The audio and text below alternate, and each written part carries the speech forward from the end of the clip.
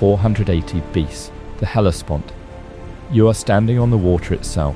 A bridge of boats, lashed together across a mile of open sea, carries 300,000 soldiers toward Greece, the largest army the ancient world has ever assembled.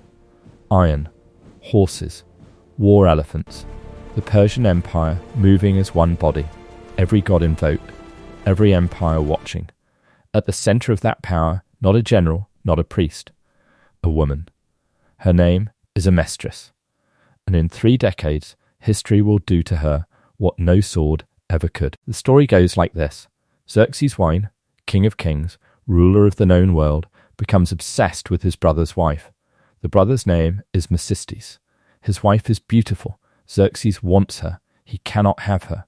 So he engineers a marriage between their children, hoping proximity gives him access. It doesn't work. He transfers the obsession to the daughter instead. Amestris finds out. She does not confront Xerxes. She is smarter than that. She waits. She requests a gift from the king, an ancient Persian custom, the king's birthday. A request that cannot be refused. Her gift, Masistes' wife. Delivered to the palace. Guards hold the woman down. Amestris issues the order. Breasts severed, thrown to dogs, nose cut, ears removed, lips sliced, tongue cut out. The woman is sent home destroyed. A living message. Masistes flees east. Hunted, executed. His sons killed. His daughters enslaved. This story appears in documentaries, academic footnotes, and popular histories on 4 continents. It has shaped every portrayal of Persian royal women in Western culture for 2,500 years. It is the origin of the archetype, the jealous Eastern queen, the irrational, appetite-driven destroyer. Early CTA, if this is the first time you're hearing the other side of this story, subscribe and hit the bell. Crimson Historians goes where mainstream history refuses to go. Now here is the problem. Every detail of that mutilation, every single detail, comes from one source. One man. Writing in Greek.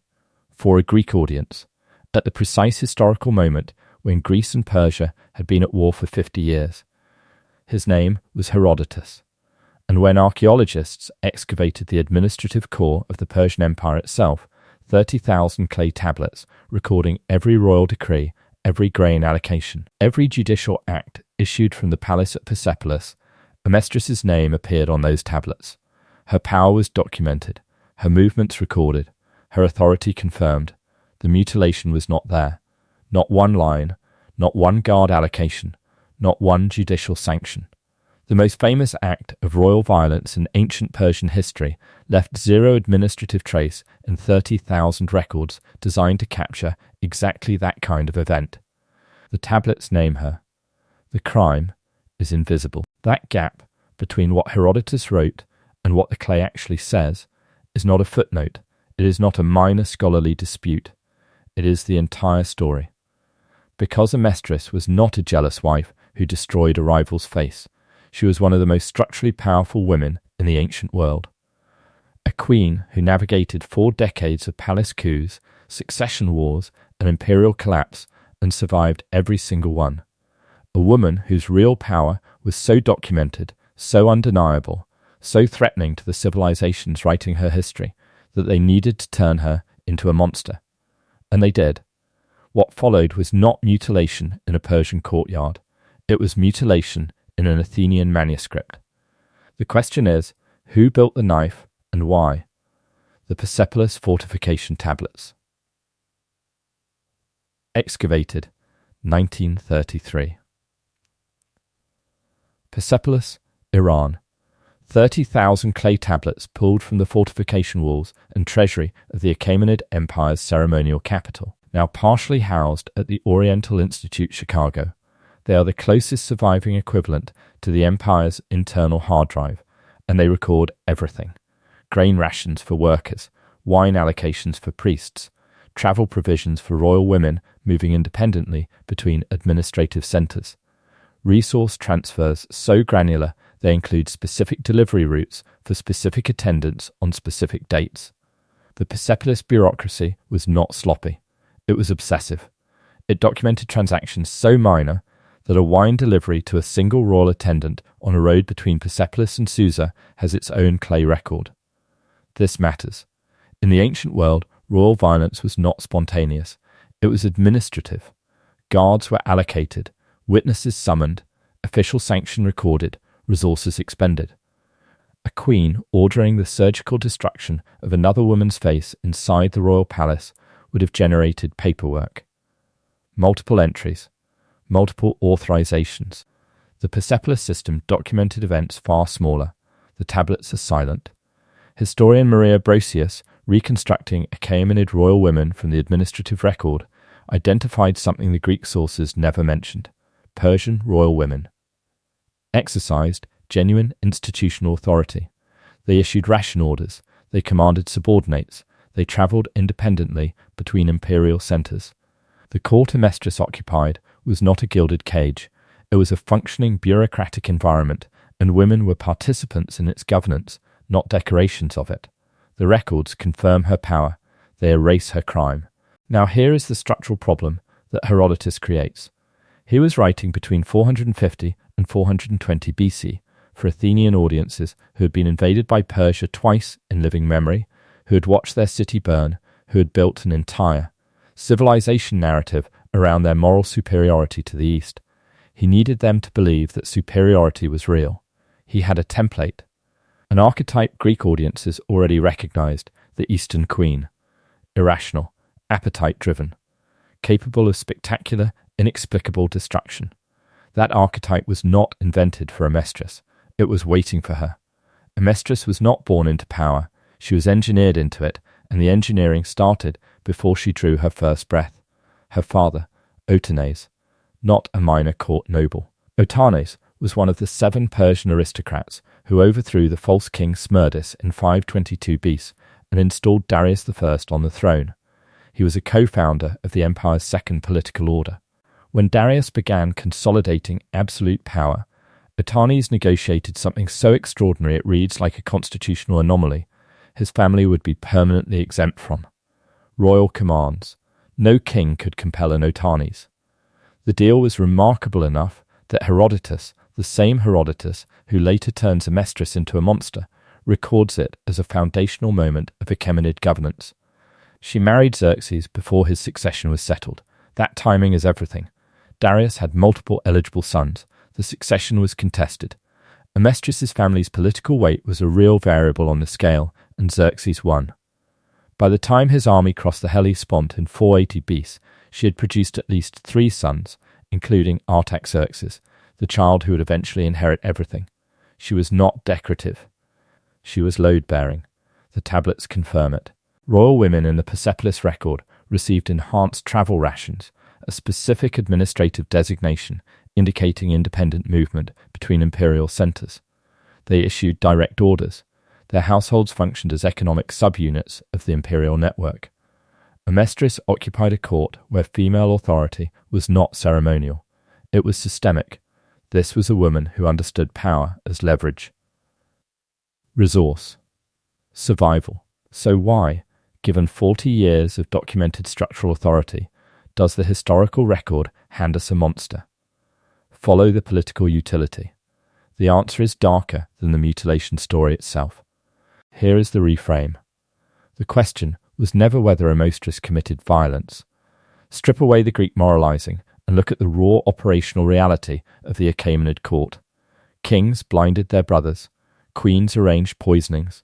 Succession crises ended in mass executions of entire male bloodlines. Royal violence was not aberrant. It was structural. It was the mechanism by which empires survived transitions of power. Amestris existed entirely inside that system. She understood it. She weaponized it. That is not monstrous by the standards of her world. That is competent. The question is not whether she was capable of violence. The question is why this specific story, preserved this specifically, told this specific way. Because Herodotus' account of the mutilation does not read like documentation. It reads like theatre. The jealous queen, the beautiful rival, the faithless husband, the body destroyed as a message. It has the architecture of a morality tale, specifically a Greek morality tale about what happens when Eastern women hold power. Every beat lands exactly where a Greek audience needed it to land. Classicist Margaret Miller and historian Maria Brosius identified this pattern independently.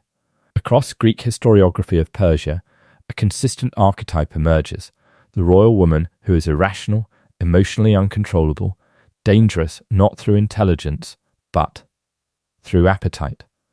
The archetype served a precise ideological function.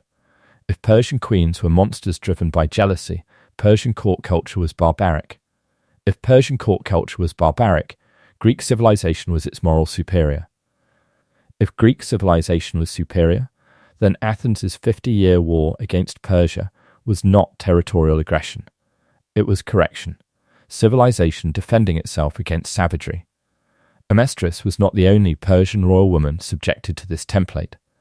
She was simply the one whose story achieved maximum distribution. And then Herodotus, in a separate passage of the same histories, records Amestris alive and politically active 30 years after the alleged mutilation. Governing. Advising. Present at court. A monster who kept running the empire. For 3 more decades, if the mutilation broke her, if it was the act of a woman consumed by jealousy and rage, burning her own political capital in a single act of spectacular vengeance, where is the wreckage? Where is the exile? The erasure? The diminishment? There is none. She remains. She governs. She survives. What was she doing during those 30 years? The answer is the part of her story no film has ever shown. Beat C. The palace at Persepolis. Xerxes I, king of kings, conqueror of Egypt, commander of the largest invasion force in ancient history, is murdered in his bedchamber. The killer, Artabanus, commander of the royal bodyguard. The man responsible for the king's physical safety drives the blade himself. Some ancient sources implicate Xerxes' own son Darius in the conspiracy. The palace becomes a killing ground within hours. Artaxerxes, another son, receives word. He moves fast. Artabanus is dead within weeks. But the eldest surviving prince will not accept the succession. He launches a military revolt. 3 claimants to the throne simultaneously. Multiple assassination attempts, the entire Achaemenid succession structure fracturing at once, with foreign enemies watching every crack. Amestris survives all of it. This is not incidental. In Persian succession crises, royal women were assets to be controlled or threats to be eliminated. The mothers of rival claimants were killed, imprisoned, or simply vanished from the record. The pattern is consistent and brutal. Women attached to the losing faction disappeared. Amestris was the mother of Artaxerxes, the man who emerged from the bloodbath as Artaxerxes I. She did not merely survive the transition, she was elevated by it. Ctesias of Cnidus, a Greek physician who served at the Persian court, records that Amestris functioned as regent during the early period of Artaxerxes' reign. Scholars dispute the exact parameters of that role. The structural logic is not disputable. A woman who had navigated Darius's court, managed Xerxes' household through 2 catastrophic foreign wars, produced the stabilizing heir, and maintained her position through a violent palace coup and a military succession crisis, does not operate on jealousy and appetite. She operates on 4 decades of accumulated strategic intelligence. She is recorded alive as late as 440 BCE. 25 years after Xerxes' assassination. Across revolts in Egypt, Bactria, and the full escalation of the Delian League's military confrontation with Persia, the monster was still governing. 3 imperial crises deep. If this woman was this real, this documented, this structurally essential, this politically durable, why does the entire world only remember 11 lines from Herodotus? The answer requires following the money, following the narrative, following the specific political machinery that needed a villain and found one ready-made. Follow the political utility. When Masistes revolted, the revolt Herodotus' mutilation story is built to explain, the Achaemenid Empire faced a structural crisis with no clean solution. Internal rebellion within the royal family was not merely embarrassing. It was existentially dangerous. It signalled the king had lost control of his own bloodline. It invited opportunism from satraps sitting on the empire's edges, from generals commanding armies far from Persepolis, from foreign powers watching for fracture lines. The official narrative needed to assign blame. Cleanly, quickly, without indicting the king. Amestris was structurally perfect for the role. She was powerful enough to be credible as the instigating agent.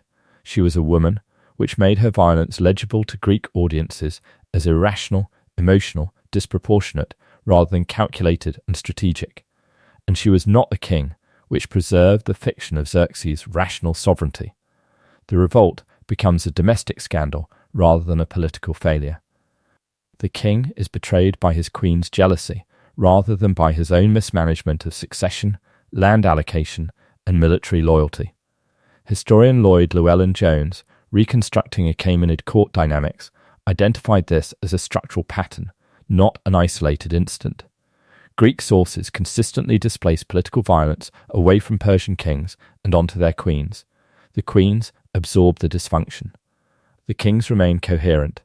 The pattern appears too consistently across too many separate accounts to be coincidental. It is architectural. It is how Greek historiography processed Persian royal instability. The queens were the drain, all the blood ran through them. But here is where the political utility doubles and becomes genuinely disturbing. The story may not have served only Greek propaganda needs. For Persian internal politics, a narrative that attributed Masistes' revolt to a queen's jealousy rather than to legitimate structural grievances about land rights, succession. Anxiety or military overreach was equally useful propaganda. It transformed a systemic failure of imperial governance into a private domestic scandal. It protected the institution of the monarchy by personalizing the crisis.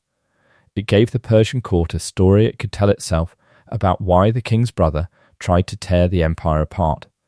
Amestris did not merely become a villain for Greek audiences reading Herodotus in Athens. She may have been manufactured as a villain for Persian audiences inside the palace walls. Two separate propaganda systems, opposite political masters, the same woman, the same story, serving both simultaneously because both needed a monster and she was standing close enough to the fire to be believable. So who actually built the knife? How far down does the machinery go? The clay knows, and the clay has been waiting 2,300 years to answer. 330 BC. Alexander the Great burns Persepolis, the ceremonial capital of the Achaemenid Empire, the palace complex that housed the administrative records of the greatest empire the ancient world had produced, consumed by fire in a single night. Ancient sources disagree on whether Alexander ordered it deliberately or let his soldiers run. The result is the same either way. The palace burns. The roof collapses. 30,000 clay tablets, the empire's internal memory, are buried under ash and rubble, sealed for 2,300 years. When excavators pulled them from the ground in 1933, those tablets offered something no Greek source could ever provide: the empire's own voice. Unfiltered, unmediated, uncontaminated by Athens' narrative requirements or Sparta's propaganda needs or Rome's civilizational mythology. The clay recorded what actually happened inside the Achaemenid administrative machine, and it recorded it with compulsive, bureaucratic precision. Grain, wine, livestock, judicial orders, travel allocations, royal women's ration designations, everything except the mutilation. This is where the blank tablet becomes the most violent document in this entire story, because those 30,000 tablets document a court in which women exercised genuine institutional power. Royal women received enhanced travel rations, a specific administrative marker indicating independent movement between imperial centres.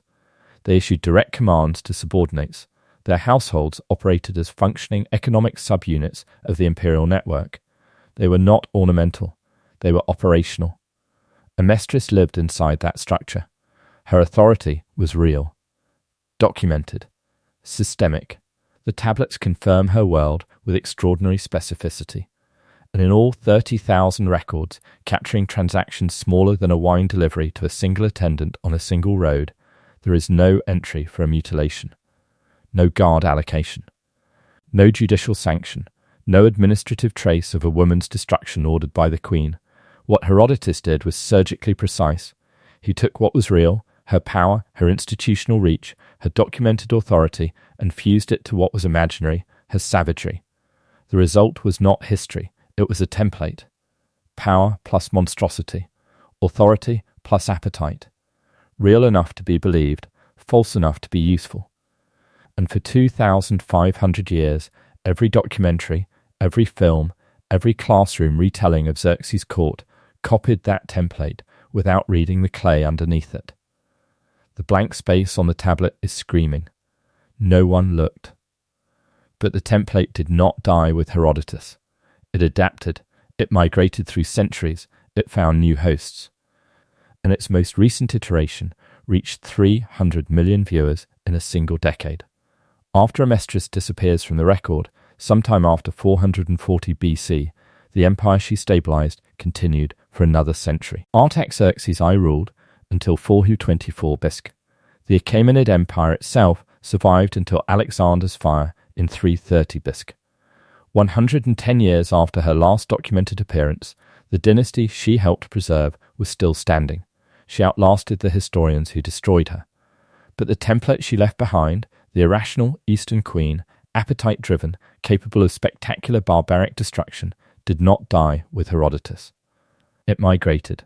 Ctesias of Cnidus, a Greek physician who served at the Persian court around 400 BCE, borrowed the archetype and amplified it.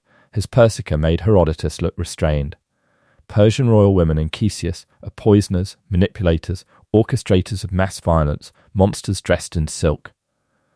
Ancient historians disputed Ctesias' reliability even in his own lifetime. It made no difference. Latin historians borrowed from Ctesias.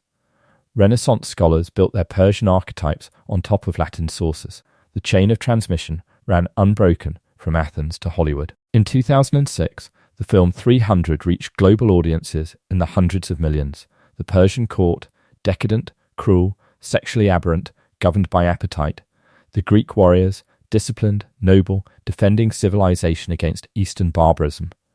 The template Herodotus built to justify Athens' 50-year war against Persia was running at full cinematic resolution on IMAX screens in 17 languages across 6 continents. 2,400 years. Zero interruption. Meanwhile, the Persepolis fortification tablets, the administrative record that could have recontextualized every Persian royal woman in Greek historiography, sat partially, untranslated, for decades after excavation. Then, the legal machinery activated. A dispute between the Oriental Institute and parties seeking compensation for unrelated terrorist attacks resulted in US courts ruling the tablets could be seized as financial assets. The clay records of a dead empire became collateral in a modern geopolitical conflict 2.5 millennia removed from the hands that fired them. The mutilation stories circulated freely across every platform on Earth. The administrative evidence contradicting it was locked in litigation. The tablets were nearly destroyed by modern politics, just as they had been buried by ancient fire. But here is the detail that dismantles the entire source from the inside. Herodotus records, in the same histories that gives us the mutilation, that during Xerxes' preparations for the Greek invasion, a ritual sacrifice was performed at the Strymon River in Macedonia. 14 children of noble Persian families were buried alive in the riverbed, a propitiatory offering to the gods of the underworld. Herodotus attributes the order to Amestris. This is the detail that exposes the entire architecture, because live burial of sacrificial victims is a Greek religious horror, not a Persian one. Zoroastrian theology, the faith of the Achaemenid court, held the earth as sacred. Contaminating soil with human remains was not devotion, it was desecration. It was theologically abominable. No Zoroastrian queen ordering a ritual sacrifice would bury 14 children in the ground. The act would have been an offence against the religion itself. Herodotus assigned Amestris an atrocity from the wrong faith. He did not know, or did not care, that the detail was impossible inside the world he was describing. This is not a historian making an error. This is a narrative machine assembling a monster from borrowed components, Greek fears, Greek rituals, Greek theological horrors, all stitched around a real woman's name. A real woman's power, a real woman's 40 years of documented survival, and fired forward through 25 centuries as truth. Amestris survived palace coups, survived assassinations, survived foreign invasions and succession bloodbaths, and the slow collapse of everything her father helped build. She governed through 4 decades of the ancient world's most volatile political environment and left administrative fingerprints on an empire that spanned 3 continents. She did not survive Herodotus. The real mutilation was never in a Persian courtyard. It was in an Athenian manuscript. It was the reduction of a complex, dangerous, structurally essential political operator into 11 lines of jealousy and severed flesh, legible to Greek audiences, useful to Persian propagandists, and durable enough to survive every empire that followed. The blank tablet sits in Chicago. 30,000 records, her name on the clay. The crime absent. The clay has been telling the truth for 2,300 years. We just kept reading the manuscript instead. If this story made you question what else has been erased, subscribe to Crimson Historians. Every video goes deeper into the history that powerful people needed you to forget. The next one is already waiting.